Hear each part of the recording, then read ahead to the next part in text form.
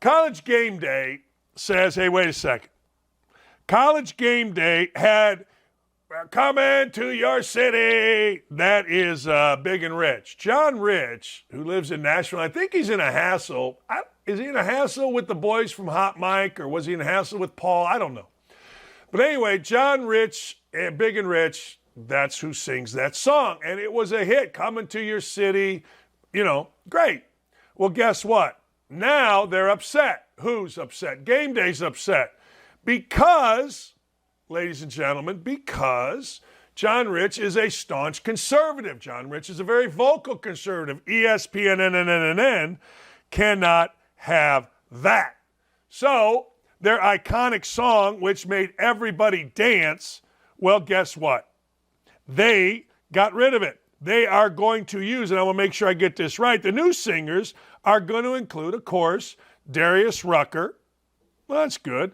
Lainey Wilson, don't know who that is, and the Cadillac 3.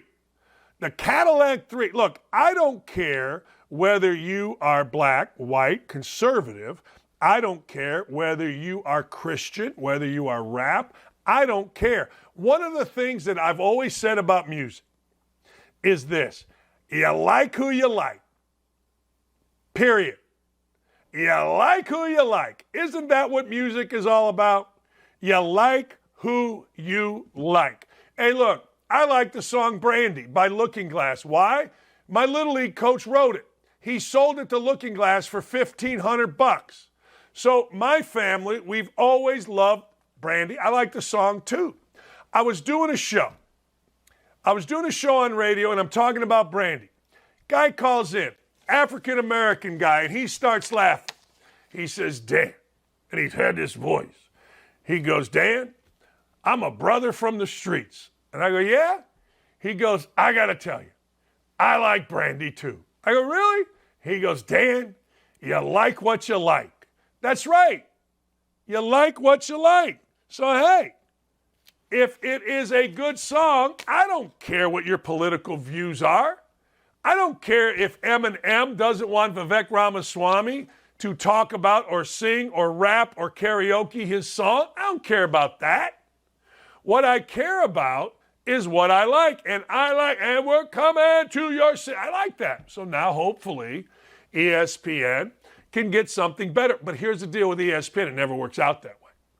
Whenever ESPN goes woke and they get rid of folks that aren't in the ESPN diversity sphere, the content gets worse. You cannot tell me that ESPN is better without Sage Steele. You can't tell me that.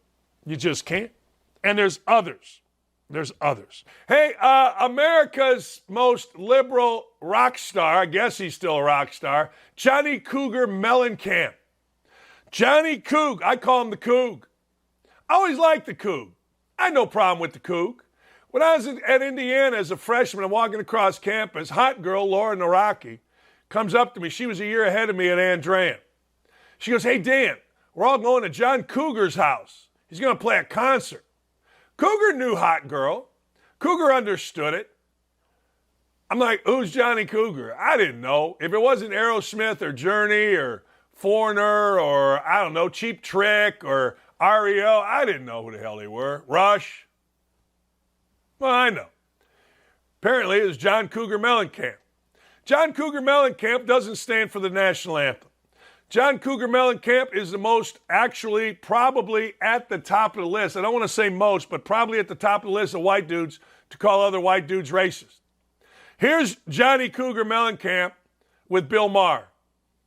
Right. Listen, Dave Winfield has some beefs against Steinbrenner, I'm sure. No doubt there is 1 or 2% of black people in America who have a better life. Oh, stop. That's what you think? 1 or 2%? Okay, let's say 10%. I'm just pulling a number out of my... It is that. That's where it belongs. Good for Bill Maher. Look, you got to understand the Coug. The Coug was the dude that when his kids had birthday parties, he stood outside with his high school buddies and smoked cigarettes. How do I know this? My sister, he's got kids, my nephew and my son's age. They used to hang. The Coug's a mess. I mean, let's be honest. The Coug's a mess. I mean, you got to give the Coug credit. He dated Christy Brinkley. You got to give the Coug credit, although maybe not. He dated Meg Ryan, but it was after she did stuff to her face. His first wife, hottest woman in America, Elaine Mellencamp, whatever, she literally would make a room that was dark bright. Elaine Irwin was her name. She was a Pantene model. One of the highlights of my life is when I came back to Indiana in 2007, 2008. I'm sitting at a restaurant with Angelo Pizzo, the writer of Hoosiers, and a couple other buddies. Here comes Elaine. She was good friends with she was good friends with Pizzo. She stops at our table wearing a sports bra and shorts, almost passed out. Next thing you know, she goes, "Oh my God, Dan, we're so excited that you're back." I'm like, "Yeah? Elaine Irwin Mellencamp knows who I am? All right, okay. Well, life is good today." I'm not going to lie to you. I'm a Nikki Haley fan. I think it's time for a woman president. Gritty, what do you think? I think it is. I think it's time for a woman president. I think it's time we got rocking and rolling. I think it is time. And I'm not sure Nikki Haley is the one, but I am for damn sure that, oh God, am I sure, that Kamala Harris isn't the one.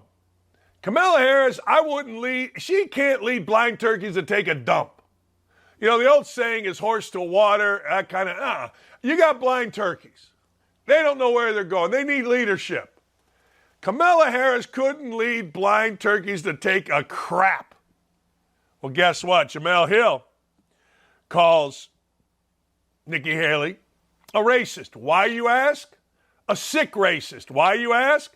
Well, because she doesn't want Kamala Harris to be president. Neither do I. Neither do you. Neither do 99.9% of people. So part of the reason racism is such a terrible sickness in this country is because politicians like this know they can rally a certain base with fear of, oh my God, a black woman might be president if you don't vote for me.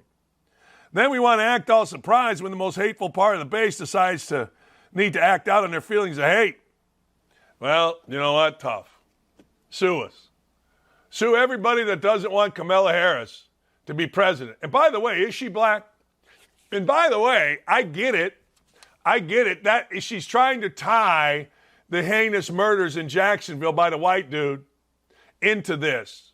You can tie the beatings of white women, the shooting of white dudes by black guys into this too if you want. I mean, it isn't about racism. It's about evil people that are racist. So you can tie it in all you want. But I'm with Nikki Haley. A vote for Joe Biden is a vote for Kamala Harris.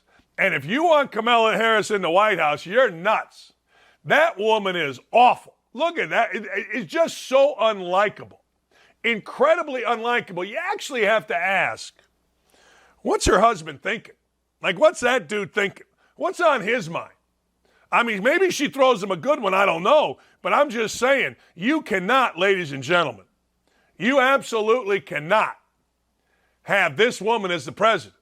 You can't do it. And if that's racist, according to Jamel Harris, God bless Jamel Harris. It ain't racist. It's just common sense. It's just called paying attention. And nothing to do with a black woman. She ain't even black. I don't know. Maybe Jamel Harris is. Who knows? I don't know. But I'll say this. It got nothing to do with a black woman. It's got to do with a stone-cold idiot, even a bigger idiot than the senile, demented one that is currently in the White House.